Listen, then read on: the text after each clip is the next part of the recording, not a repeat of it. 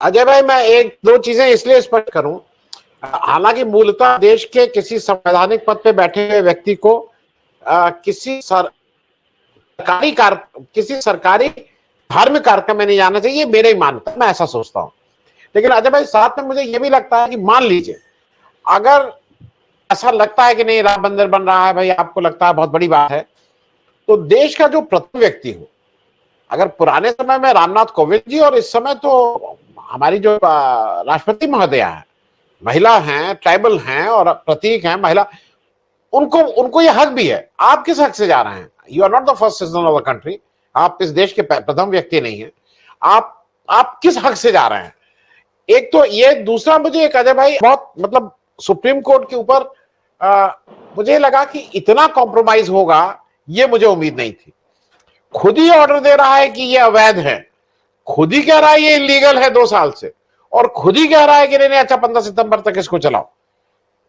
एक तो इस पे आपकी टिप्पणी, और दूसरा मैं एक थोड़ा सा इसलिए कर दूं, ये जो मोदी जी जाके पूजा ऑफिशियली कर रहे हैं, इसका एक कहीं ना कहीं आप अगर देखिए तो ये जो बागेश्वर टाइप लोग हैं, ये उनको भी बाहर भेज देते हैं, ये उनको भी समाज में भेजते हैं कि वो इस तरह की बातें करते रहे। और वो चूंकि बाबा का भेष पहने हुए हैं, तो उनको आप सार्वजनिक रूप से कोई अभद्र बात नहीं कह सकते हैं, एक नॉर्मल उसमें।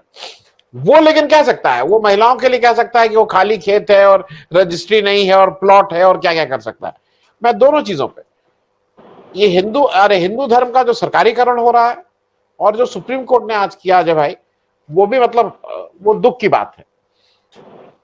बिल्कुल आप सही कह रहे हैं और मैं इससे पूरी तरीके से सहमत हूं। मैं देखिए एक चीज समझ लीजिए कि आप यदि याद करिए कि देश की आजादी के बाद में जब सोमनाथ मंदिर बना, सबको जानता है कि उसे कांग्रेस पार्टी के लोगों ने ही बनवाया और जिस तरीके से बनवा के उसे खड़ा किया सारी चीज के, जब आया कि उसका उद्घाटन में और सारी चीजों में, शिलान्यास में, सारी चीजों में जाना है, तो प्रधानमंत्री ने स्पष्ट मना किया। मैं देश का प्रधानमंत्री हूं, सबका प्रधानमंत्री हूं, किसी भी धर्म के उसमें जाना मुझे लगता है कि एक सेकुलर कंट्री के उसको पद पर रहते हुए नहीं जाना चाहिए। तो एक ये संदेश, लेकिन तत्कालीन राष्ट्रपति ने इच्छा व्यक्त की, उन्होंने कहा ठीक है, मैं समझता हूं आपको जाना नहीं चाहिए, लेकिन आप जाना चाहते हैं तो आप राष्ट्रपति हैं, प्रथम नागरिक हैं, आपका अधिकार है, आप यह निर्णय स्वविवेक से ले सकते हैं। और ये हुआ, ये हमारे देश ने देखा है। तो यह मैं उदाहरण इसलिए बता रहा हूं कि बहुत सारी चीजें सामने हैं, हमारे पास में बड़े बड़े आदर्श मौजूद हैं, तमाम सारी चीजें लोग कहते हैं, सरदार वल्लभ भाई पटेल के लिए और नेहरू को लड़वाने की बातें करते हैं, लेकिन हमें सबको पता है कि वो दोनों एक दूसरे के पूरक थे। बिना नेहरू के सरदार पटेल कुछ नहीं कर सकते थे और सरदार पटेल एक मशीनरी के तौर पे काम कर रहे थे, जो काम नेहरू शायद नहीं कर सकते थे। तो स्वाभाविक सी बात है, हर व्यक्ति की अपनी एक क्षमताएं होती हैं, विशेषताएं होती हैं। नेहरू सर्वमान्य थे, पटेल एक वर्ग विशेष के प्रिय थे, तो निश्चित रूप से उसका एक असर था, इसलिए नेहरू जैसा व्यक्ति प्रधानमंत्री बना और उसने सबको लेकर के चलने की कोशिश की। तो ये एक तरीका होता है। तो मुझे लगता है कि यही होना चाहिए, जैसा आपने कहा कि प्रधानमंत्री को लगता है कि हाँ इसमें ये होना चाहिए, तो ठीक है, राष्ट्रपति जाएंगी, वो करेंगी और वो प्रथम नागरिक है, उस हैसियत से करें। अब ये बैठ के हवन पूजन और ये सब करने का क्या उचित है? और यदि ये सब चीजें हैं तो साहब ये तो फिर शर्मनाक है। आप धर्म, आपका, हमारा धर्म कहता है, मैं नहीं कह रहा हूं, आप वेद को पढ़ लीजिए कि धर्म निजी बिल्कुल नियतांत विषय है और इसे हमें अपने जीवन के एक जीवन शैली के तौर पे स्वीकारने की जरूरत है और उसको डिफाइन किया है वेदों ने। और हम जब उसका दुरुपयोग करते हैं, उसका प्रदर्शन करते हैं, चीजें करते हैं, तो हम कहीं ना कहीं उसका एक इस्तेमाल कर रहे होते हैं, हम धर्म को नहीं मान रहे होते। मैं सहमत हूं विवेक जी की बात से, ये धर्म को नहीं जानते हैं, इनसे पूछ दीजिए, वेद की एक ऋचा नहीं बता पाएंगे, लेकिन बताएंगे हम बहुत बड़े वो हैं हिंदुत्व। तो सही बात है, ये हिंदूवादी हैं, ये वाद को लेकर के चलते हैं। जो वाद कहीं पे भी हो, चाहे ठाकुरवाद हो, ब्राह्मणवाद हो, बनियावाद हो या कोई और वाद हो, ये वाद चाहे राष्ट्रवाद हो, ये सारे वाद सदैव खतरनाक होते हैं और ये आग लगाते हैं। वास्तव में इनको समझने की जरूरत होती है, प्रेम करने की जरूरत होती है, इनके लिए समर्पण भाव की जरूरत होती है, उनसे सीखने और करने की जरूरत होती है। तो यह अंतर होता है। तो मुझे लगता है यह समझ होनी चाहिए। नहीं है, हम आप कुछ नहीं कर सकते हैं, क्योंकि ये लोग ऐसे ही हैं। दूसरी चीज, सुप्रीम कोर्ट की जो आपने बात की, मैं निश्चित रूप से कहता हूं कि वो जजेज इतने दिन में मैनेज कर लिए गए होंगे। और मैं कल इसको लेकर के एक पुण्य प्रसून वाजपेयी का वो सुन रहा था, उन्होंने कल ही बता दिया था कि सब मैनेज हो गया होगा।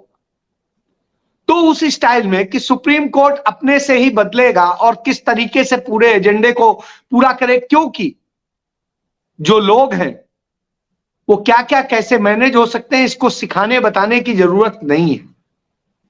तो हर कोई चंद्रचूड़ नहीं हो सकता है, अब हर बेंच में चंद्रचूड़ नहीं बैठ सकते हैं, तो बहुत सारी बातें होती। तो इस तरह की स्थितियां हैं, तो सवाल तो होंगे ही। और उन सवाल में पहले ही उन्होंने वो दे दिया था मौका कि उसको जिस तरीके से उन्होंने जायज ठहरा दिया था कि हाँ बढ़ाना, जो उसकी 5 साल कर देने को उन्होंने जो संशोधन किया गया था उसे जायज ठहरा दिया था, उस पर वो सवाल कर सकते थे, कह सकते थे। उन्होंने तो रास्ता खुद ही दे दिया था, उन्होंने वही रास्ता अख्तियार कर लिया। जी जी, मैं ब्रजेश जी आपके पास आऊंगा, लेकिन एक चीज मैं और कहूं। देखिए, मैं बार बार कहता हूं, आई एम प्रैक्टिसिंग हिंदू। मैं धर्म को मानता हूं, और मैं धर्म को इसलिए मानता हूं, मुझे फक्र है अपने हिंदू धर्म पे कि मेरे घर में हम 6 भाई बहन हैं। कोई दुर्गा जी को मानता है, कोई हनुमान जी को मानता है, कोई राम जी को मानता है, कोई शंकर को मानता है, कोई नहीं मानता है। वो सब कोई नहीं भी मानता है। 2-3 ऐसे हैं जो मंदिर ही नहीं जाते हैं, लेकिन वो जब प्रसाद आता है तो कोई उसको फल समझ के खा लेता है, कोई मिठाई समझ के खा लेता है। और ये हमारे शायद धर्म की जो हमारी ताकत है वो यही है कि हम सारे लोगों को एसिमिलेट कर लेते हैं। मैं ब्रिजेश जी एक चीज आपसे इसलिए पूछ रहा हूं, वो बात अजय जी से पूछी थी, लंबी हो जाती है, लेकिन मैं अब आपके पास आ जाऊं। ये जो बीजेपी स्पॉन्सर्ड ये बागेश्वर टाइप जो लोग होते हैं, जिनका आप अगर, अच्छा ये कोई ये भी नहीं है कि बड़ा भारी पढ़ के आए हैं, ज्ञानी हैं, अपने को मालूम नहीं क्या। आनंद जी, एक लाइन में बागेश्वर के बारे में बता दूं, जो है बागेश्वर नहीं, बागेश्वर एक जगह है। ये तो जो है वहां जाकर के बैठ के उस आश्रम पे कब्जा कर लिया और क्या क्या है उस पे मैं नहीं जा रहा हूं। मैं 2001 का बताता हूं। कानपुर में एक जगह है गोविंद नगर, वहीं पे एक बहुत बड़े बड़े विद्वान प्रोफेसर पीएन दुबे साहब रहते थे, प्रोफेसर थे, और बहुत अच्छे ज्योतिषी और बहुत अच्छे ज्ञानवान वो थे। तो चूंकि मेरा पारिवारिक तौर पे वहां जाना होता है, अभी उनके बेटे हैं ओम दुबे। 2001 और 2000 से लेके 2002 तक की बात, ये उनके यहाँ वो लिखिया मुंशी का काम करता था, यही कमरे में पोछा लगाता था, वो करता था, जहां गुरुजी बैठते थे सारा काम वो करता था। तो मैंने इसे पोछा लगाते देखा है। अब गुरुजी से जो उसे उनके जाते जाते जो भी ज्ञान मिल गया होगा, और वो लिखते और पोछा लगाते, साहब वो इतने बड़े हो गए कि भारतीय जनता पार्टी का आज चेहरा हो गए। तो मैं इतना सिर्फ ये उसके लिए बता दे रहा हूं। आज भी गुरुजी के जो बेटे हैं ओम दुबे, वो मौजूद हैं, और यदि वो मतलब इसकी हिम्मत नहीं होती है कि उनके सामने वो कर ले, तो बेचारा बचता है कि कहीं ओम आ गए तो वो होगा, क्योंकि पोल खुल जाएगी। तो ये स्थिति है। 1 मिनट का समय दें आप। कि जिस तरीके से ये हिंदुस्तान का, इससे बड़ा और दुर्भाग्य क्या होगा कि हिंदुस्तान में आज एक अवैध व्यक्ति एक उस संस्था को हेड करेगा, जिसको मैं नहीं कह रहा हूं अवैध, जिसको सुप्रीम कोर्ट ने अवैध कहा था, वो अवैध व्यक्ति ईडी को हेड करेगा। बहाना यह दिया जाता है कि अंतरराष्ट्रीय उसका जो है पूरा मनी लॉन्ड्रिंग और उसको लेकर के उसकी रिपोर्ट और सब कुछ बनाने में उसका अहम रोल है, जवाब देना, इसलिए उसको, जबकि वास्तविकता यह है कि वो राजस्व सचिव देता है, उसका जो सब कुछ उसे देना है, जवाब देना है। और यहां इस तरह से करके, जिस तरह सुप्रीम कोर्ट कहता है कि राष्ट्र हित में उसे एक्सटेंशन दिया जा रहा है, यदि यही राष्ट्र हित है और वही एक काबिल है, तो साहब हम आप सब बेकार लोग हैं और कोई मतलब नहीं। हिंदुस्तान के अंदर हर व्यक्ति अयोग्य, निकम्मा और जिसको जो भी कुछ कहना हो कहा जा सकता है, क्योंकि उसके अलावा और कोई व्यक्ति योग्य नहीं है। तो इससे ज्यादा विडंबना और क्या हो सकती है इस देश की। जी।